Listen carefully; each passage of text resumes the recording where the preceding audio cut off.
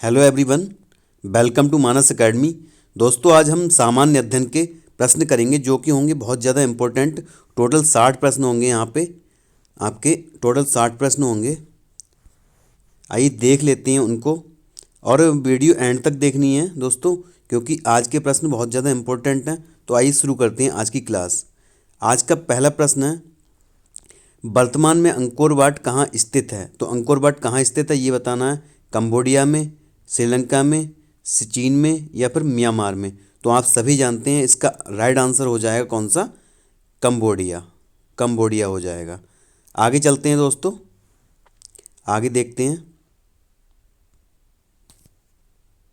अगला प्रश्न देख लेते हैं। अगला प्रश्न है, भारत भारत में भारत में मध्य युग में किस साम्राज्य में ने कन्नौज पर शासन किया? तो किसने कन्नौज पर शासन किया?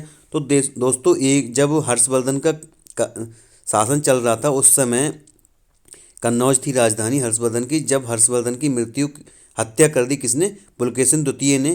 तो वहाँ पर जो शून्य की स्थिति, एकदम शून्य शासन की स्थिति हो गई वहाँ पे, मतलब कोई बचा ही नहीं। तो वहाँ पे हो गया त्रिगुट संघर्ष, त्रिपक्षीय संघर्ष हो गया। त्रिपक्षीय संघर्ष में कौन कौन शामिल थे?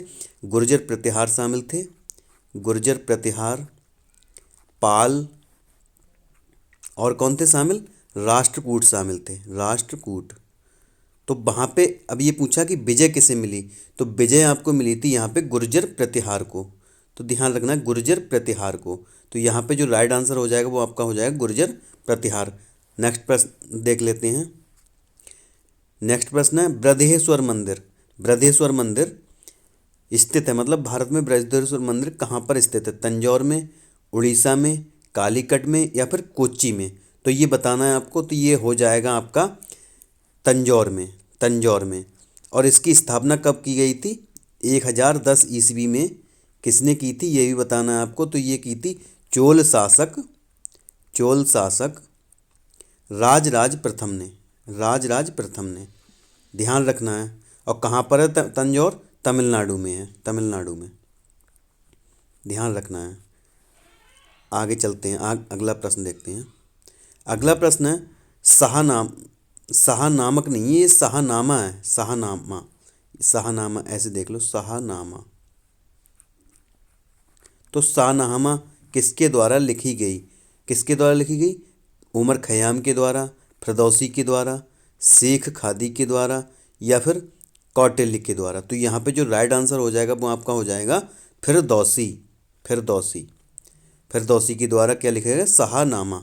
अगला प्रश्न, निम्न में से निम्न में से कौन सा सुमेलित है? कौन सा सुमेलित है? लॉर्ड कॉर्नवालिस स्थायी बंदोबस्त, लॉर्ड विलियम बेंटिक विलय नीति, लॉर्ड कैनिंग सती प्रथा और लॉर्ड डलहौजी सहायक संधि प्रणाली? तो यहाँ पे कौन सा सही हो जाएगा आपका? यहाँ पे आपका हो जाएगा लॉर्ड कॉर्नवालिस। किससे संबंधित है? स्थायी बंदोबस्त से संबंधित है। ठीक है, आगे चलते हैं। अगला, मार्को पोलो कौन था? तो मार्को पोलो कौन था? अन्वेषक था, वैज्ञानिक था, लेखक था या फिर प्रकाशक था? तो यहाँ पे जो राइट आंसर हो जाएगा वो कौन सा हो जाएगा आपका? अन्वेषक। और ये मार्को पोलो था कहाँ का? तो ये था इटली का था। मार्को पोलो कहाँ का था? इटली का था, इटली। इटली की राजधानी आप जानते हैं रोम है, ध्यान रखनी है। अगला प्रश्न देखते हैं। निम्नलिखित में से प्रथम भारतीय समाचार पत्र था? तो प्रथम जो भारतीय समाचार पत्र था वो कौन सा था? The Tribune, Times of India, Bengal Gazette, Young India? तो ये किसका था? तो ये कब हुआ था? सबसे पहले कौन सा था? सबसे पहला आपका था बंगाल गजट, बंगाल गजट। इस जो आया कब था? तो आया था ये 1816 ईस्वी में आया था। और ये कौन लेके आया था? गंगाधर भट्टाचार्य ने प्रकाशित किया था। गंगाधर भट्टाचार्य, गंगाधर भट्टाचार्य, भट्टाचार्य, भट्टाचार्य। अगला प्रश्न देखते हैं। प्रथम भूमिगत रेलवे का निर्माण हुआ था, कब हुआ था ये बताना है आपको। कहाँ हुआ था? न्यूयॉर्क में हुआ था, दिल्ली में हुआ था, लंदन में हुआ था या फिर दुबई में हुआ था, ये बताना है। तो इसका जो राइट आंसर हो जाएगा वो आपका हो जाएगा लंदन। लंदन कब हुआ था? 10 जनवरी 1863।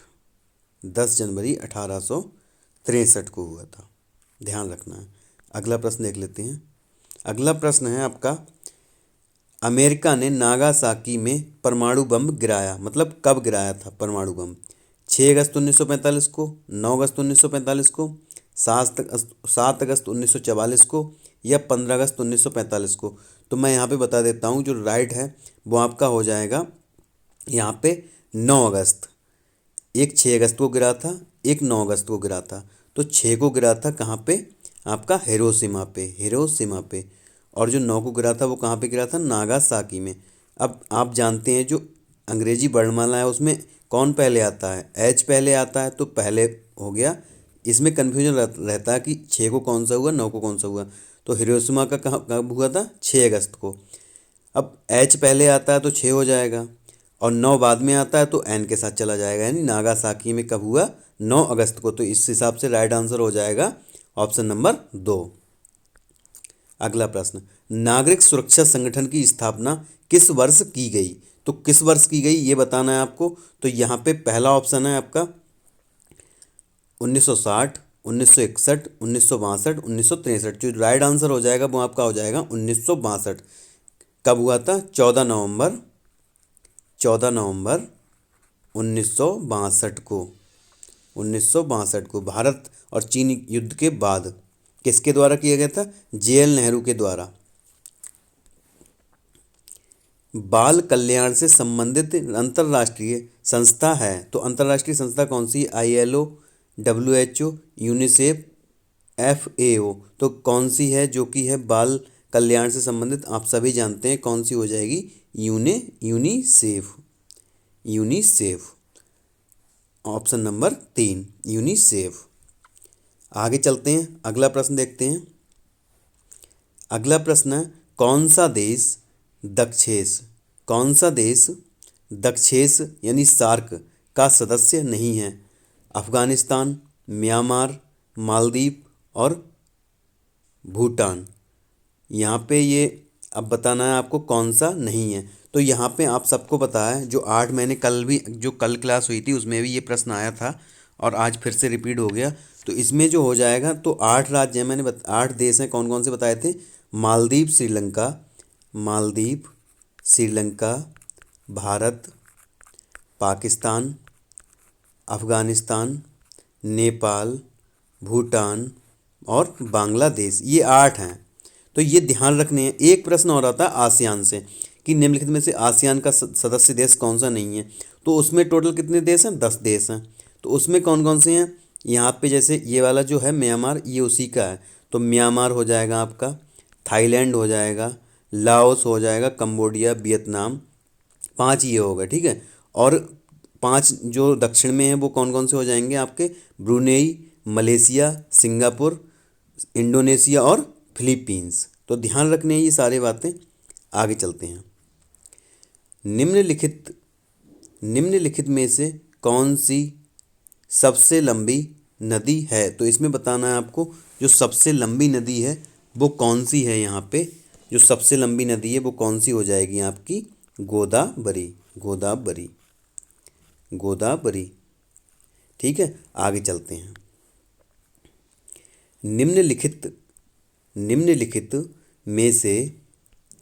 निम्नलिखित में से किसका उपयोग पृथ्वी की आयु के प्रकरण में नहीं किया जाता है? तो ये कौन सा है यहाँ पे?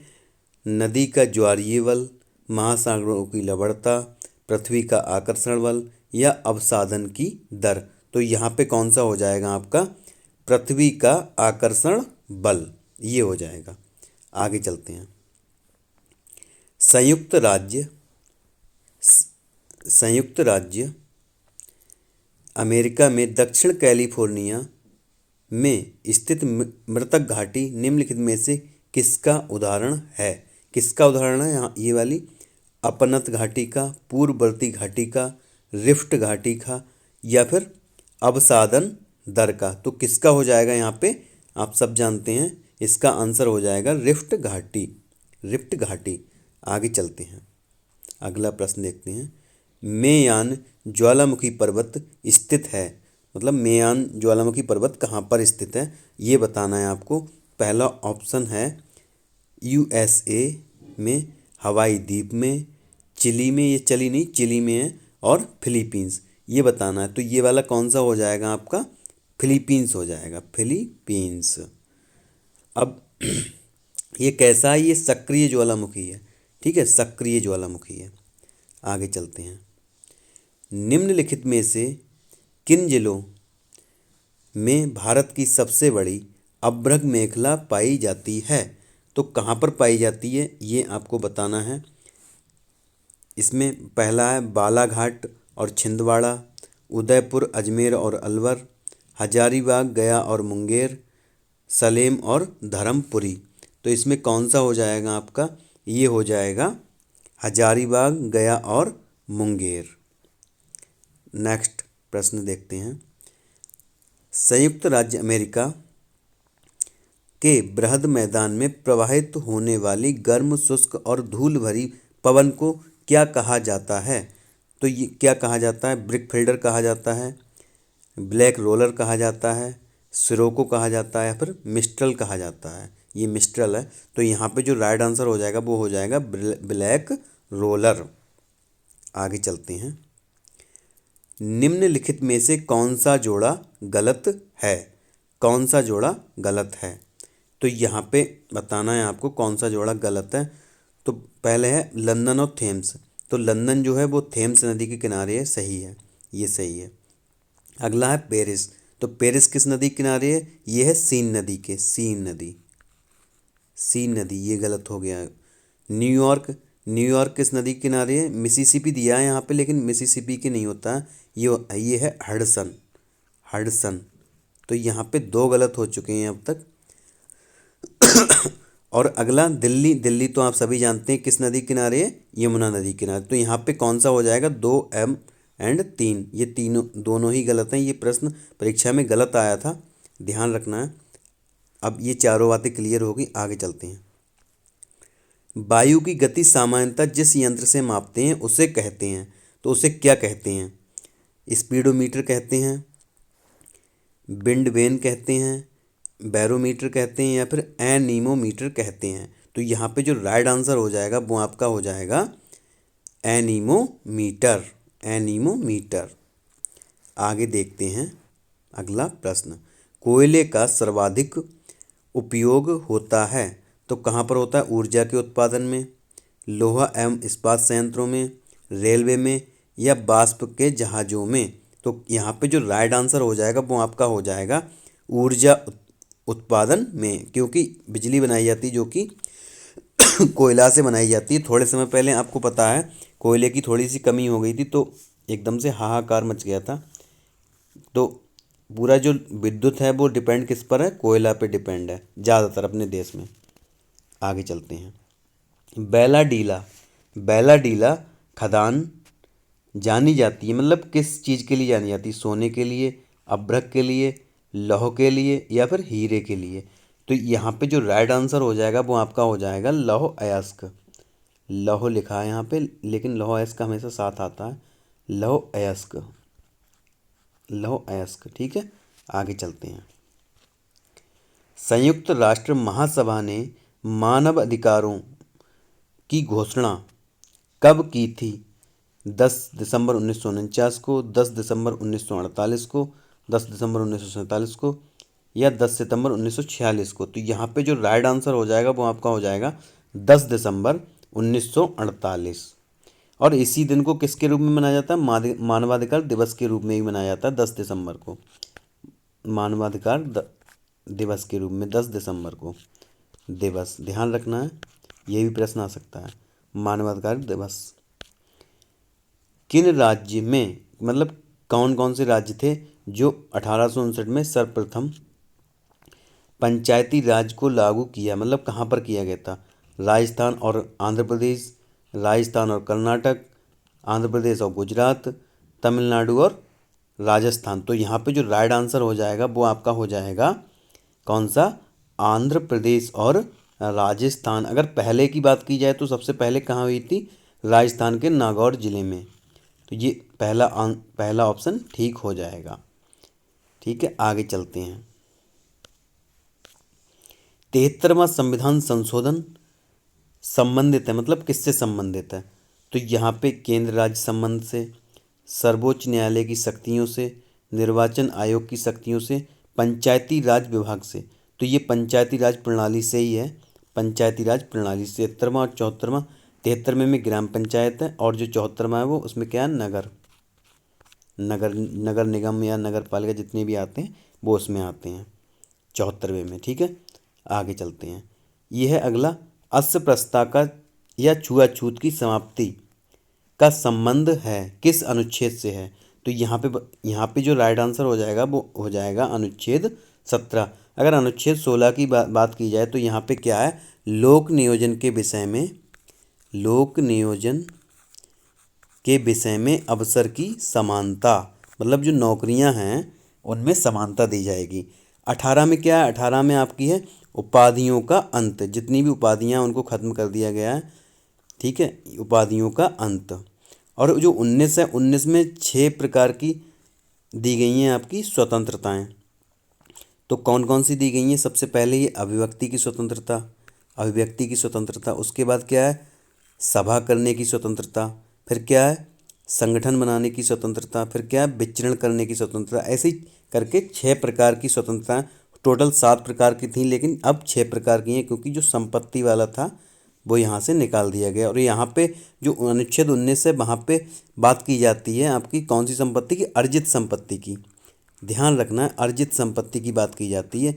और जो अनुच्छेद 31 है जिसको 300 का में पहुंचा दिया गया है, 300 का में पहुंचा दिया गया है, उसमें किसकी बात की जाती है? आपकी पैतृक संपत्ति की। तो कन्फ्यूज नहीं होना है, यहाँ पे अर्जित संपत्ति और वहाँ पे आपकी पैतृक संपत्ति। अब वो जो संपत्ति का अधिकार है वो कैसा अधिकार हो गया? कानूनी अधिकार, कानूनी अधिकार। अब कानूनी अधिकार और मौलिक अधिकार में अंतर क्या है? तो जो कानूनी अधिकार है उसे सरकार कभी भी छीन सकती है, लेकिन जो मौलिक अधिकार है उसे नहीं छीना जा सकता आसानी से। तो ये है। अगला देखते हैं। राष्ट्रीय ध्वज में लंबाई तथा चौड़ाई का उचित अनुपात है। तो उचित अनुपात आपको बताना 2:1 है, 3:2 है, या फिर 4:3 है, या 5:4 है। तो आप सभी जानते हैं इसका राइट जवाब 3:2।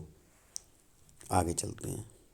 वर्तमान में यहाँ पे योजना आयोग नहीं होगा, यहाँ पे हो जाएगा आपका नीति आयोग। नीति आयोग, नीति आयोग। अब नीति आयोग की फुल फॉर्म की अगर बात की जाए तो कौन सा हो जाएगा आपका?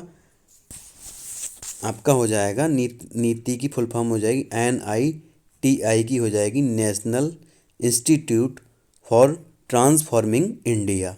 अब इसकी बात की जाए कि ये इसके उपाध्यक्ष कौन है, तो इसके उपाध्यक्ष जो वर्तमान में हैं वो कौन है? राजीव कुमार। अगर बात की जाए इसकी पहले उपाध्यक्ष की तो कौन हो जाएंगे? अरविंद पनगड़िया, अरविंद पनगड़िया। अब बात की जाए इनके जो अध्यक्ष हैं वो कौन है, तो अध्यक्ष होते हैं इसके PM, और PM को आप सभी जानते हैं, बताने की ज़रूरत नहीं है। आगे चलते हैं। निम्नलिखित में से किस राज्य की सीमा बांग्लादेश से नहीं मिलती है? तो यहाँ पे बताना कि बांग्लादेश की सीमा किन किन राज्यों से नहीं लगती है। कोई एक राज्य है यहाँ पे जिससे नहीं लगती है, तो मैं सारे बता देता हूँ जिससे लगती है। एक है असम, असम से लगती है।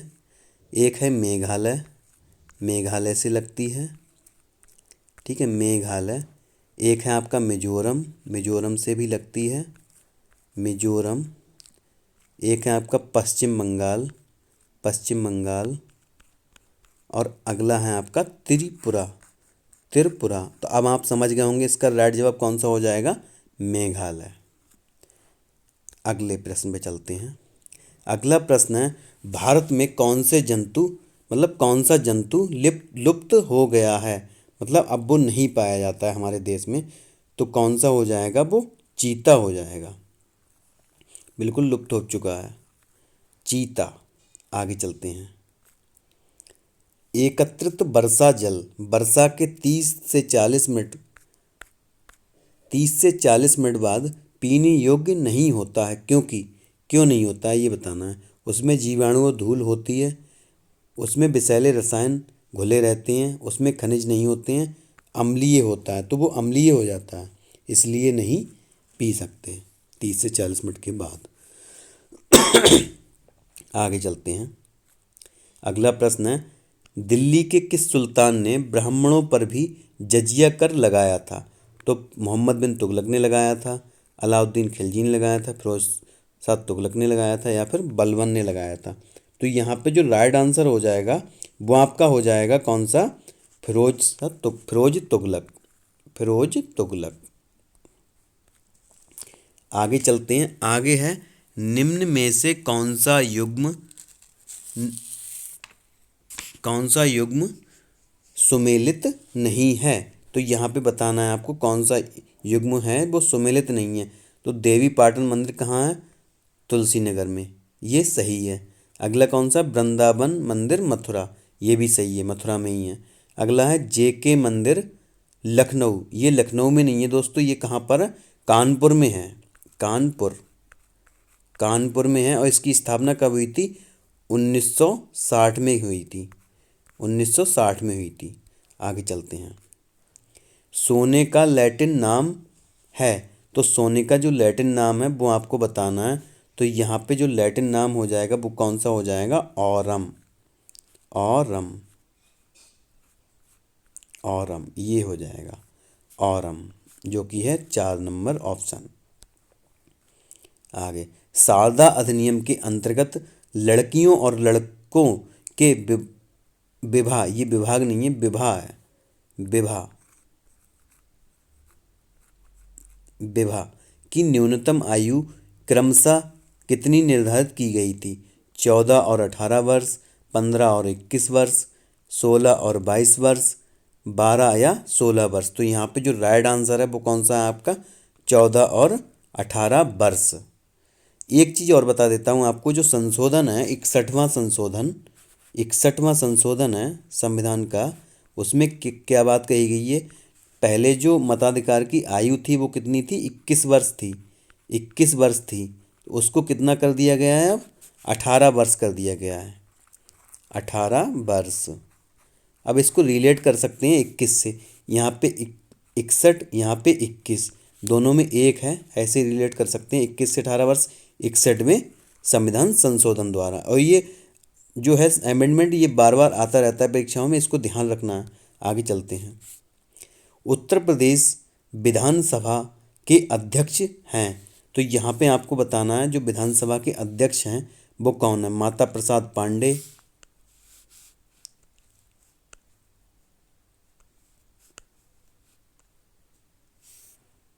दोस्तों अगला ऑप्शन है नियाज हसन, स्वामी प्रसाद मौर्य, BL जोशी। दोस्तों ये पुराना प्रश्न है, इसलिए इसमें जो वर्तमान में है उसका नाम नहीं है, इसलिए आपको कमेंट बॉक्स में बताना है जो भी इसके जो अभी वर्तमान में हैं विधानसभा के अध्यक्ष आपके, वो आपको बताना है। ये है पुराना सेट, प्रैक्टिस सेट पुराना है, तो इसके अकॉर्डिंग उस समय जो थे वो कौन थे आपके? थे उस समय जो ये है लगभग 5 या 6 साल पुराना सेट, तो इसके हो जाएंगे आपके कौन से? माता प्रसाद पांडे। उस समय कौन सी थी? सपा की सरकार थी। क्योंकि अब बीजेपी की सरकार है, तो आपको बताना है कि बीजेपी की सरकार में इस समय जो विधानसभा अध्यक्ष है वो कौन है, ये बताना है आपको। ठीक है, आगे चलते हैं। 59वें राष्ट्रीय फिल्म पुरस्कारों में किसे सर्वश्रेष्ठ सर्वश्रेष्ठ अभिनेत्री घोषित किया गया? विद्या बालन को, करीना कपूर को, प्रियंका चोपड़ा को, या फिर रानी मुखर्जी को? तो ये बताना है आपको। तो यहाँ पे जो राइट आंसर हो जाएगा वो आपका हो जाएगा विद्या बालन। ये पुराना सेट है, इसलिए इसमें जो करंट के प्रश्न हैं जो वो पुराने वाले ही हैं, तो यहाँ पे परेशान नहीं होना। अगर आपको नहीं आ रहे हैं तो कोई दिक्कत नहीं है ऐसी, क्योंकि अभी जो आएंगे उसमें करंट के अभी वाले प्रश्न आएंगे, 3 से 4 प्रश्न। तो यहाँ पे हो जाएगा विद्या बालन। और किस मूवी के लिए उस समय मिला था इन्हें 59वें के लिए? कौन सा? डर्टी पिक्चर, डर्टी पिक्चर, ध्यान रखना है, डर्टी पिक्चर। अगला प्रश्न देखते हैं। कौन सा ऊर्जा स्रोत पारंपरिक नहीं है, मतलब ऐसा कौन सा है जो पारंपरिक नहीं है। तो यहाँ पे आपको बताना है जो पारंपरिक नहीं है वो। तो यहाँ पे कोयला, नाभिकीय ऊर्जा से प्राप्त विद्युत, सौर किरणें और पेट्रोल। तो यहाँ पे जो पारंपरिक नहीं है वो कौन सा हो जाएगा, सौर किरणें। पारंपरिक मतलब जो कभी खर्च नहीं होंगी, जो पारंपरिक नहीं है वो कभी खर्च नहीं होंगी। तो सौर किरणें, कोयला है, कोयला एक दिन ख़त्म हो जाएगा, तो यहाँ पे हो जाएगा सौर किरणें। रिंग कुशन का प्रयोग कब किया जाता है, कब किया जाता है ये बताना। सर्दी लगने पर, हैजा होने पर, मोच आने पर या फिर सैया घाव होने पर। तो सैया घाव होने पर इसका प्रयोग किया जाता है रिंग कुचन विधि का। सैया घाव होने पर घाव को बिस्तर पर स्पर्श न करने देने के लिए रिंग कुशन का प्रयोग किया जाता है। अगला प्रश्न, टायलिन नामक एंजाइम किस में पाया जाता है। जो टायलिन नामक एंजाइम है वो किस में पाया जाता है, जठर रस में, अग्न्याशय में, लार रस में या पित्तरस में। तो यहाँ पे जो राइट आंसर हो जाएगा वो आपका हो जाएगा लार रस, लार रस। आगे चलते हैं। द्वितीयक रंग है, तो द्वितीयक रंग कौन सा हो जाएगा, नारंगी हरा बैगनी, लाल हरा नारंगी, लाल हरा बैगनी, नारंगी नीला हरा। यहाँ पे जो राइट आंसर हो जाएगा वो आपका हो जाएगा नारंगी बैगनी पीला, नारंगी बैगनी और पीला। आगे चलते हैं। इनमें से एक वेद संगीतमय है, मतलब संगीत है उसके अंदर, तो कौन सा, यजुर्वेद, सामवेद, ऋग्वेद, अथर्ववेद। तो यहाँ पे आप सभी जानते हैं इसका जो राइट आंसर है वो हो जाएगा सामवेद। सा से संगीत और सा से सामवेद। अब बात की जाए, एक आता है वेद त्रयी। वेद त्रयी किसे कहते हैं, वेद त्रयी। तो वेद त्रयी की अगर बात की जाए तो वेद त्रयी में आते हैं आपके तीन वेद जो प्राचीन हैं, तीन जो पुराने वाले हैं। सबसे पहले कौन सा, ऋग्वेद, जो कि सबसे प्राचीन है आपका ऋग्वेद, सामवेद, सामवेद और यजुर्वेद।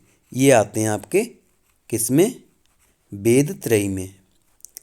और जो अथर्ववेद है वो वेद त्रयी से बाहर है, क्योंकि ये बाद में आया है बहुत ज़्यादा, इसलिए वेद त्रयी में तीनों ही आ जाएंगे आपके, ऋग्वेद, सामवेद और यजुर्वेद। जलोढ़ मिट्टी कहाँ मिलती है, तो जलोढ़ मिट्टी आपको कहाँ मिलती है ये बताना है। तो जलोढ़ मिट्टी कहाँ पर मिलेगी, गंगा यमुना का मैदान में, गंगा यमुना के मैदान में। आगे, निम्नलिखित में से कौन सा रसायन फल परीक्षण में प्रयोग नहीं किया जाता है। फल परिरक्षण में प्रयोग नहीं किया जाता है। तो कौन सा हो जाएगा यहाँ पे, potassium metabisulphite, sodium benzoate, sodium metabisulphite, calcium bicarbonate. तो यहाँ पे जो राइट आंसर हो जाएगा वो हो जाएगा आपका कौन सा हो जाएगा, calcium by carbonate, calcium by carbonate. आगे चलते हैं। एक सप्तक में कितने स्वर होते हैं, एक सप्तक में कितने स्वर होते हैं, 14, 12, 11 या फिर 17। तो यहाँ पे जो राइट आंसर है, सप्तक में कितने स्वर होते हैं, 12 स्वर होते हैं, 12। आगे देख लेते हैं।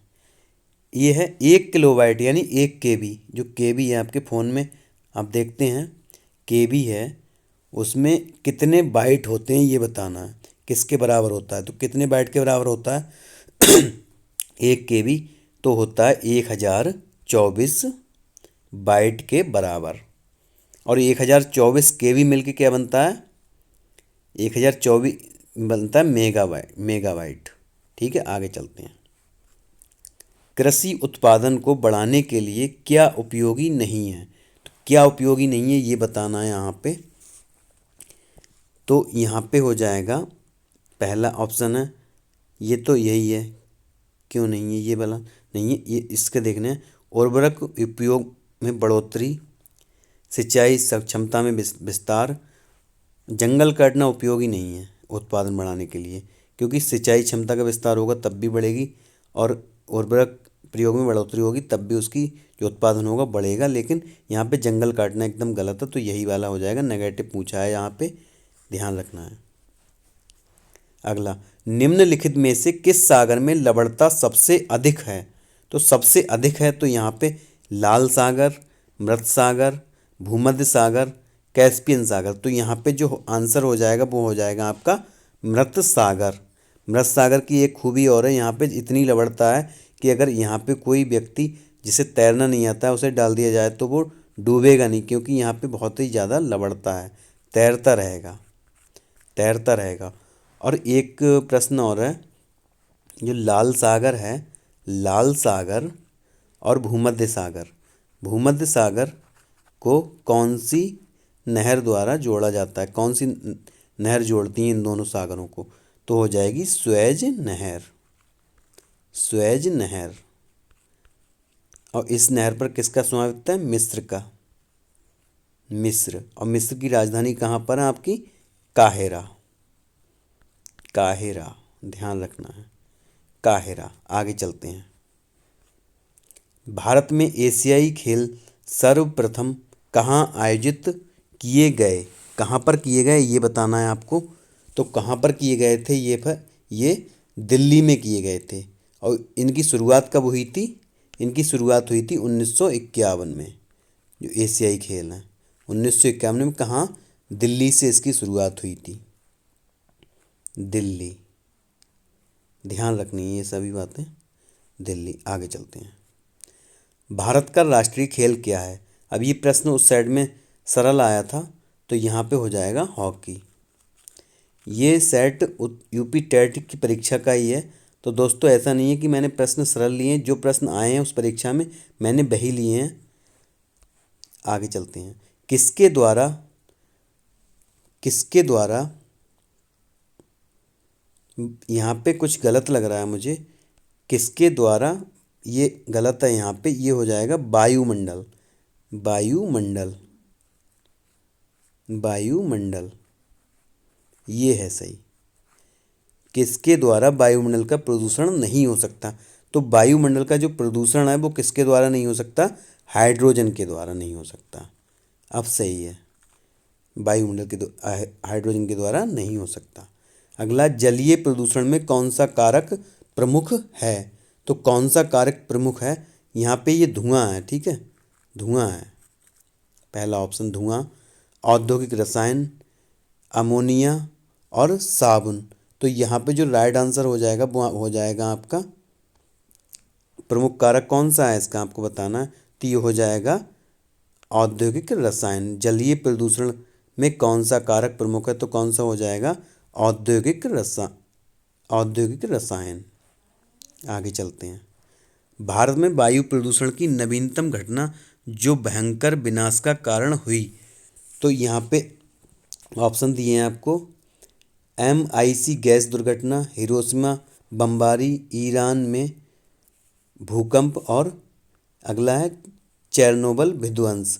तो ये MIC कुछ नहीं है, आप कंफ्यूज नहीं होना, ये है मिथाइल आइसोसाइनेट, जो कि भोपाल गैस त्रासदी से संबंधित है।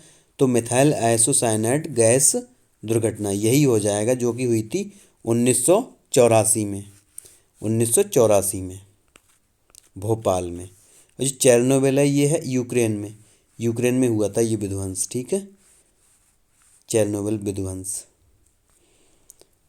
गत वर्षों में उत्तर भारत में बाढ़ की घटनाएं बढ़ने लगी हैं, क्यों बढ़ने लगी ये बताना है।